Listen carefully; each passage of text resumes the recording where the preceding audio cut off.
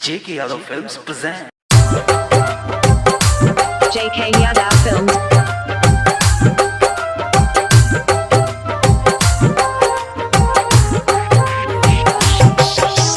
DJ Vikas.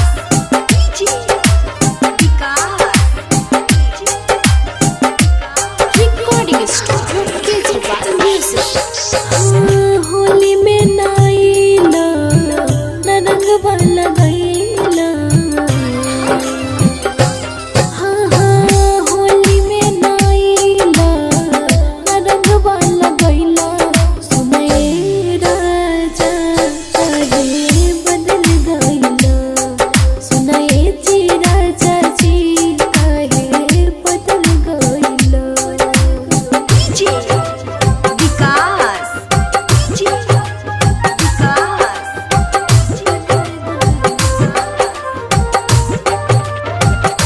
मटियार कला सीतामढ़ी मटियार कला JK Yadav Films.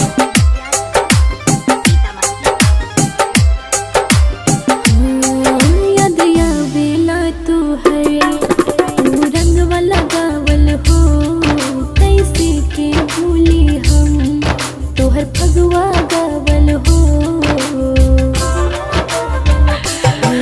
याद आवेला तू है तू रंग वाला गावल हो कैसे के भूली हम तोहर फगवा गावल हो कैसे के भूली हम तोहर फगवा गावल हो ठीक ना तू कहिला हमके छछ नहिला सुने राजा काहे बदल गईला सुने जी राजा जी काहे बदल गईला DJ Vikas. JK Yadav Films.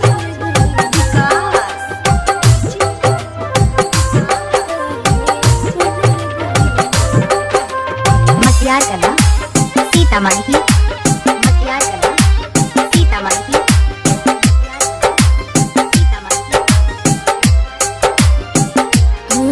काहे बन गईला तू सनम ऐसन हर जाई हो अब की के होली में हम केकरा रंग वाला गायब हो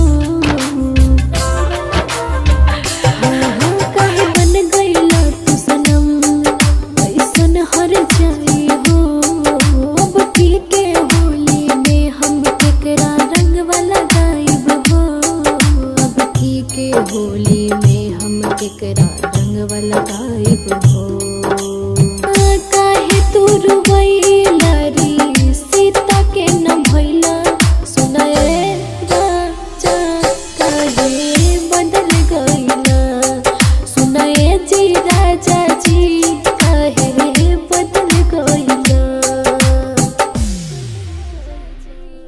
JK Yadav Films.